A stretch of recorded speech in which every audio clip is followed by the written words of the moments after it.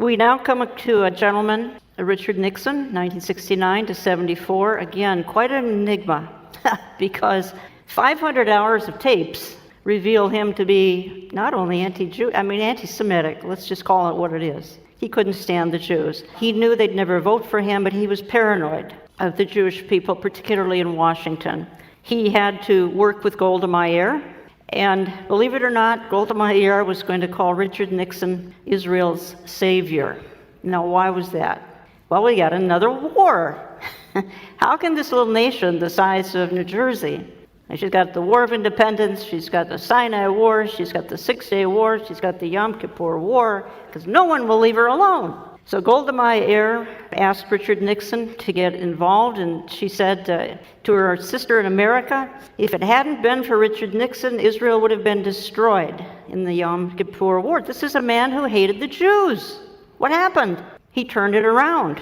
As a matter of fact, he sent the Sixth Fleet off of the coast of that region. And one of the reasons he sent the Sixth Fleet was the Soviet Union sent a fleet to get involved in that Yom Kippur War and possibly go in and obliterate Israel. And Nixon said to the Soviets, you get involved, that's grounds for World War III, you will be obliterated. This is a man who doesn't like the Jews. Did God move on his heart? Apparently. I don't know that there's any other explanation. This man who spoke into his ear was not particularly helpful. Henry Kissinger, he told Israel, don't you dare make a preemptive attack. You're going to be annihilated, but don't make a preemptive attack. And Israel was outnumbered 12-1 on the ground.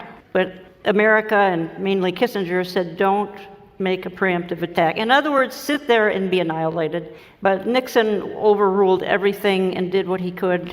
And God used Richard Nixon to save the nation of Israel at that time, 1973. Gerald Ford, another friend of Israel, he was very, very concerned about Soviet Jewry. And he said, Israel will not negotiate with the PLO. Wouldn't it be nice if we heard that more often? Israel will not negotiate with the PLO.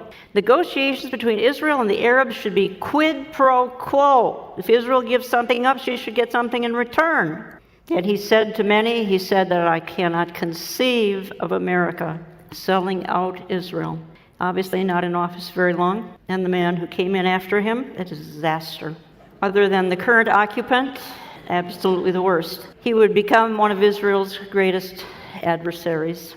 And the infamous Camp David Accords in March of 1979. And he said after this signing, he said, now world peace is possible. Oh, really? These two little kingdoms, Israel and parts of the Arab world, in this case Egypt, make peace, and now world peace is possible. Okay, well, delusion. As soon as he said that, he then turned on the Jews, and I mean turned on the Jews. He abandoned the Shah of Iran. The Shah couldn't even get medical treatment in America because of Jimmy Carter. And what did this usher in? I'm going to say right up front, it ushered in our war on terror. The Ayatollah Khomeini came in 1979. It was just about the time I was getting acquainted with Anita Dittman in the front row here. It was again, I was 4 years old, remember? 1979, the Ayatollah gets involved, and we have our global war on terror. Would that not have happened had Jimmy Carter not abandoned the Shah? Who knows? We simply don't know. And even out of office, he has continued to hammer and slander and lie against the nation of Israel. Peace, not apartheid. Even though Arabs serve in her parliament and they're welcome as citizens in the nation of Israel, Carter went on to be a friend of terrorists. He said recently that the Gazans, the Arabs living in Gaza, which Israel gave up only 10 years ago, are being treated like animals. Well, it's true. Treated by animals, like animals by the Hamas leaders and others in Arab authority over them. But he was making the accusation that the Jews are treating the Gazans like animals. I'm sure Steve Curry would denounce that as well. A great friend of Israel here, Ronald Reagan, 1981 to 1989. Even as governor of California in the 60s, he stood up for Israel, solid friend. He denounced the PLO. He stood with her in that 6-day war as governor of California. one of the reasons he called the Soviet Union the evil empire was because of the way the Soviets treated the Jews. That made them an evil empire, in part anyway. Yitzhak Shamir came along and said, this is the best administration we have worked with to date. So they had not a perfect relationship, had a good relationship, not perfect. The AWACS, he sold planes to the Saudis, AWACS planes. So it wasn't perfect, because none of these people are perfect, but it was a good relationship, and this one was not. George Herbert Walker Bush, 89 to 93. It was well known that he was not comfortable with the Jewish influence in Washington. And of course, under his watch came that Persian Gulf War. Israel attacked in 1991, and Israel was told, restrain, don't retaliate, don't do it. In other words, just let those scuds fall on you and look the other way.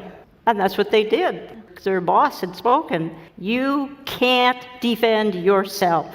So they didn't. George Herbert Walker Bush did send some U.S. troops. It did have a relatively happy ending. It certainly could have been far, far worse. So he actually closed the dialogue with the PLO. James Baker and George Herbert Walker Bush closed dialogue with the PLO. But all in all, it was not a very successful administration when it came to how the United States dealt with the nation of Israel.